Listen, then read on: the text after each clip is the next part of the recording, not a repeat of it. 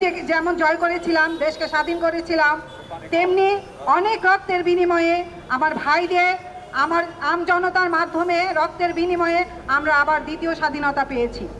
তারা এখন বিভিন্ন মাধ্যমে সেই আওয়ামী লীগের ফ্যাসিস্ট ব্যক্তিরা হিন্দু সংখ্যালঘু ব্যক্তিদের সাথে মিশে গিয়ে তাদেরকে উস্কানি দিয়ে আবার তারা এইখানে বৈষম্য সৃষ্টি করার চেষ্টা করছে। আমজনতা, আপনারা যেভাবে ছাত্র সংগ্রামের মাধ্যমে, জনতার সংগ্রামের মাধ্যমে, গণ অভ্যুত্থানের মাধ্যমে এই ফ্যাসিস্ট সরকারকে ক্ষমতাচ্যুত করেছেন, সেই জন্য আপনাদেরকে ধন্যবাদ জানাচ্ছি এবং সচেতন থাকার জন্য অনুরোধ করছি। এই ফ্যাসিস্ট সরকারের যারা এখনো ষড়যন্ত্র করে দেশে দাঙ্গা লাগানোর চেষ্টা করছে, তাদেরকে রুখে দেওয়ার জন্য, তাদেরকে প্রতিহত করার জন্য আপনারা সর্বদাই সচেষ্ট থাকবেন। আমি আজকে আমার সেই ভাইদের, অর্থাৎ ছাত্র এবং আমজনতা ভাই যারা রক্তের বিনিময়ে আমাদেরকে এই দ্বিতীয় স্বাধীনতা দিয়েছেন, তাদের আত্মার মাগফিরাত কামনা করছি এবং শান্তি কামনা করছি। একটা কথা বলতে চাই, এই ছাত্র জনতাকে যারা হত্যা করেছে, এই ছাত্র জনতাকে যারা হত্যার হুকুম দিয়েছে, এই ছাত্র জনতার উপরে যারা নির্মমভাবে গুলি চালিয়েছেন, তাদের বিচার কি আমরা চাই? অবশ্যই চাই। এই বাংলার মাটিতে কখনোই অত্যাচারীদের বিচার না হয়ে যায়নি। আমি আমার বাম পাশে একটি ফাঁসির মঞ্চ দেখছি, আপনারাও একটু ভালো করে দেখে রাখুন।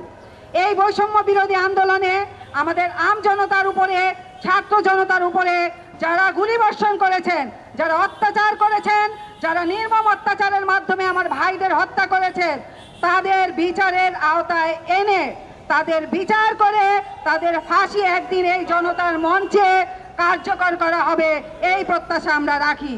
সংগ্রামী ভাই ও বোনেরা, অনেক আত্মত্যাগের মাধ্যমে আমাদের এই স্বাধীনতা অর্জন করা হয়েছে। আপনাদেরকে অনুরোধ করব, আপনাদের সবার কাছে অনুরোধ করব, এই স্বাধীনতা যাতে আর কখনো ধূলিসাৎ হতে না পারে। আপনারা সবাই যেমন এই আন্দোলনের মাধ্যমে সম্পৃক্ততা, জনসম্পৃক্ততার মাধ্যমে এই আন্দোলনকে সফল করেছেন, সেই স্বাধীনতাকেও আপনারা ধরে রাখবেন, এই স্বাধীনতাকে আপনারা টিকিয়ে রাখার জন্য চেষ্টা করবেন। আরেকটা বিষয় বলতে চাচ্ছি, এই যে সাম্প্রদায়িক সংঘাতের মাধ্যমে আবার দেশকে যারা অশান্তি সৃষ্টি করার চেষ্টা করছে, আমি আমার হিন্দু ভাইদের, বৌদ্ধ ভাইদের, খ্রিস্টান ভাইদের কাছে অনুরোধ করব, আপনাদের মাঝে লুকিয়ে থাকা আওয়ামী লীগদের আপনারা ধরিয়ে দিন। এদেশের ছাত্র জনতা যেভাবে অত্যাচারীদের নির্মূল করেছে, আপনারাও আপনাদের উপরে যে অত্যাচার জুলুম করার জন্য যে উস্কানি দিচ্ছে, আপনারাও গোপনে গোপনে ছাত্র জনতার কাছে, এদেশের পুলিশ বাহিনীর কাছে, এদেশের আম জনতার কাছে ধরিয়ে দিন।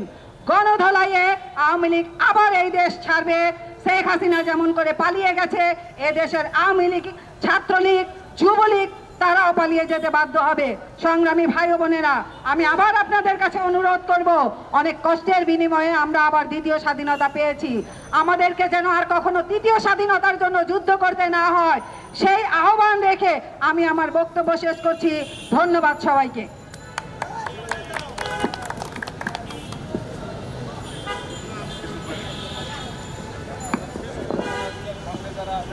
এই মুহূর্তে আপনাদের মাঝে বক্তব্য নিয়ে আসছেন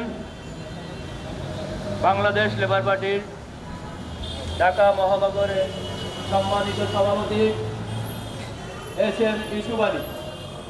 এই মুহূর্তে বক্তব্য নিয়ে আসছেন এস.এম. ইউসুফ আলী।